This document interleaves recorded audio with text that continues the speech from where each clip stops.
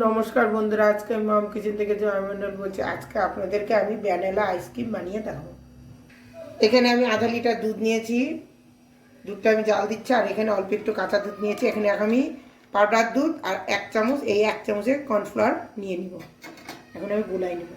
এখানে আমি এক প্যাকেট 10 টাকা দামের দুধ পাউডার আর এই এক চামচ কর্নফ্লাওয়ার মিশানো হয়ে গেছে ঠান্ডা দুধে। এখন ভালো করে জাল দিই। এর মধ্যে এখন আমি চিনি দিব, এতটা চিনি দিলাম। আর একটু দিব, পাউডার দুধ আছে এইটুকুই চিনি দিব, বেশি কড়া বানাবো না। চিনিটা দুধটা ভালো করে জ্বালো। আমি অল্প একটু এলাচি দিয়ে দিয়েছি, আমার আইসক্রিমে এলাচির গন্ধটা ভালো লাগে। এখন আমি এই পাউডার দুধ আর এক চামচ কর্নফ্লাওয়ার কাঁচা দুধে মিশানো, এটা আমি আস্তে আস্তে করে এর মধ্যে মিশাই নেব। মিশাইটাকে আমি ভালো করে জাল দিব। এই দুধ জাল দেওয়ার মধ্যে আমি একটু 2-3 ফোঁটা ভ্যানিলা এসেন্স দিয়ে দেব। এখন এটাও আমি ভালো করে জাল দিয়ে নেব। আমি এখন দিলাম কারণ বেশি গন্ধটা ভালো লাগে না বলে আমি জাল দেওয়ার সময় দিয়ে দিলাম। এখন আমি এর মধ্যে একটু ফুড কালার দিয়ে দিব। ভ্যানিলাই আইসক্রিম একটু সবুজ সবুজ যাতে হয়।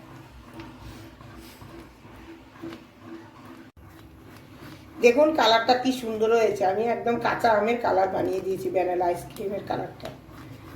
এখন আমি গ্যাসটা বন্ধ করে দিই। দেখুন দুধটা আমি এভাবে জাল দিয়ে নিয়েছি। এখন আমি ভালো করে ঠান্ডা করে 2 ঘন্টার জন্য ফ্রিজে রেখে দেবো। দেখুন আইসক্রিমের মিশ্রণটা এতটা গাঢ় হয়েছে। 2 ঘন্টা আমি রেখে দিয়েছিলাম। এখন আমি চামচ দিয়ে এভাবে একটু নরম করে নিলাম। এখন আমি এটা মিক্সার গ্রাইন্ডে এটা অল্প অল্প করে বানাবো। অল্প একটু দিলাম,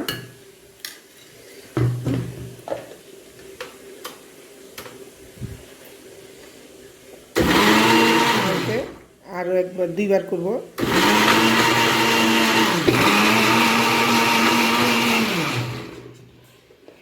দেখুন আইসক্রিমের ক্রিমটা এরকম হয়েছে। এখন আমি এর মধ্যে এই পুরাটাই দিয়ে দিব।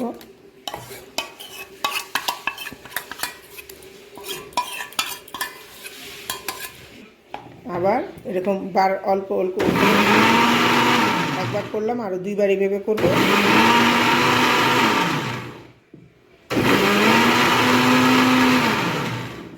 এখন দেখব কেমন হয়েছে। দেখুন খুব সুন্দর হয়েছে। এখন আমি এর মধ্যে সম্পূর্ণ দিয়ে দেবো এই আমুল ক্রিমটা।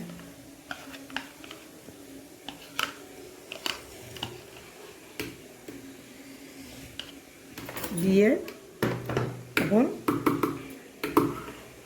ব্যাটারটা একটু আমি কমাই নিব, ভরে গেছে তো অল্প একটু কমাই নিব। পরে আবার একটু মিশিয়ে তারপরে একবারে মিশিয়ে আইসক্রিম বসিয়ে দেব।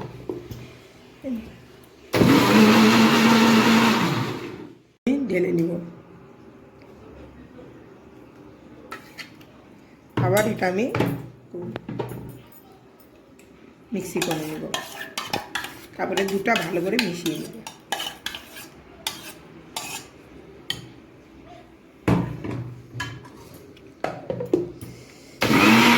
এটাও আমার হয়ে গেছে। এখন এই দুটো মিশিয়ে নিব।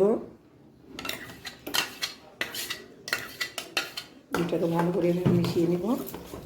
যাদের ঘরে আইসক্রিম বা কেক বানানোর মেশিন নাই তারা মিক্সার জারেও এটা এইভাবে বানিয়ে আইসক্রিম বানিয়ে নিতে পারেন। এখন আমি এই আইসক্রিম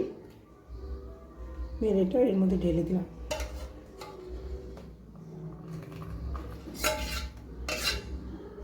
এখন আমি এটার উপরে বাটার পেপার দিয়ে বাটার পেপারটা দিয়ে ভালো করে ঢেকে দিব।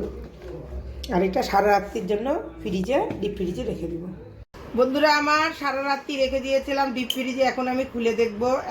আমি এখন 1টা বাজে, দুপুর 1টার সময় আমি আমার ছেলেমেয়েরা স্কুল থেকে এসেছে, তাই ওদেরকে এখন ঠান্ডা ঠান্ডা আইসক্রিম দেবো। এটা খুলে দেখব। দেখুন কি সুন্দর জমে গেছে। একটু নড়েচড়া হয়ে গেছিলো দেখে চারিপাশে লেগেছে। আমি এই যে বলেছিলাম না আইসক্রিমের চামচটা অর্ডার দিয়েছি, এসে গেছে।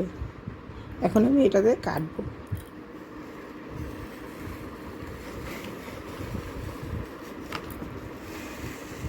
দেখুন কি সুন্দর হয়েছে।